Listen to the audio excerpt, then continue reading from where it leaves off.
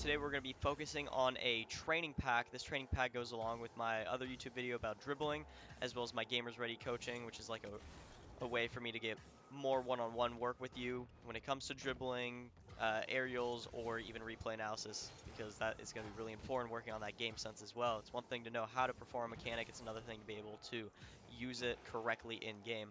So this training pack does go along with my Gamers Ready coaching. It'll be a resource that I send to players after our lessons, and it is also something available to you guys for you to be able to take a look at and kind of get comfortable with. So with that being said, we will be going through this training pack and going through step by step on how to perform it, and it will be a very useful resource for you to get comfortable with dribbling. So let us get into it. So, like I mentioned earlier, dribbling is such an important part of Rocket League. It gets you comfortable with those basic fundamentals of controlling that ball as well as your car, which allows you to do every other mechanic in the game pretty much. So here we're going to be working on a kind of easier training pack, but it is still very, very important, those fundamental dribbling skills. So here's the code for that. I will also have that in the description. So let's get into this training pack. So we're going to be taking this shot by shot, worrying about what's really, really important. At first, I want to make sure I have ball cam on because a good example would be right now, I cannot see the ball. And that's kind of a big deal. Obviously, I kind of know where that ball is, but in a game, we always want to be seeing that ball. We want to know where that ball is. We got to be able to find it, and we got to be watching our opponents to see where it's going to go next. Kind of playing chess almost, always thinking ahead. So here I need to kind of get an idea of how fast this ball is going. So I'm going to move forward a little bit. Now I see it's not going too fast, but I need to counter its speed. So I hit it with that front left corner, and then I immediately got underneath it. So we'll go again. Here, this ball is going pretty slowly, but I want to make sure I'm getting that little pop-up with a light touch. So it's not a very hard touch, but it's getting enough power on it that it bounces up in the air, and I can just focus on being right in the middle of that circle now. Now I'm just going to stay inside of it and just focus on driving to the net. Completely under control. I'm deciding where that ball goes, and I'm making my way towards the net. So now it's kind of the same thing with this shot. We got to get an idea where that ball's going.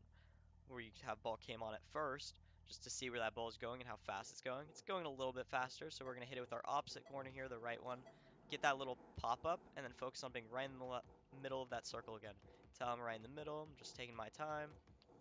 If I'm too much in the front of that circle, I let go of my throttle, and then the ball just kind of moves back to the front by itself. So now this one is kind of going straight on. This could happen if our teammate or opponent has hit it towards us and just kind of rolling on the ground. But we got to see how fast it's going again. So at first we have a little bit of ball cam on just to make sure we can see that ball. As we see it rolling towards us, we're making our very light touch, just like we did in the dribbling video. And that ball kind of just pops up in the air, and now we focus on being right in the middle. And our goal is to stay under control. I am completely under control of this ball. If I want to go to the right, I'm going to go to the right. If I want to go to the left, I'm going to go to the left. And I'm just putting it into the net. Now, for this one and the one after this, we got to make sure that we are constantly watching the speed of the ball because this one's going to be going a little bit faster. So we can't just sprint into it like this because then it's just going to bounce really far away from us. We got to make sure that we're catching it. So what we're going to do here is we're actually going to turn away from it. And as I turn away from it, I'm going to be able to get a lighter touch and then get underneath it. So I'm going to turn away from it, and I'm going to hit it with the side of my car, and then turn off that ball cam and focus on that circle. Now I'm just going to dribble in the net. We'll reset that. We can do it again.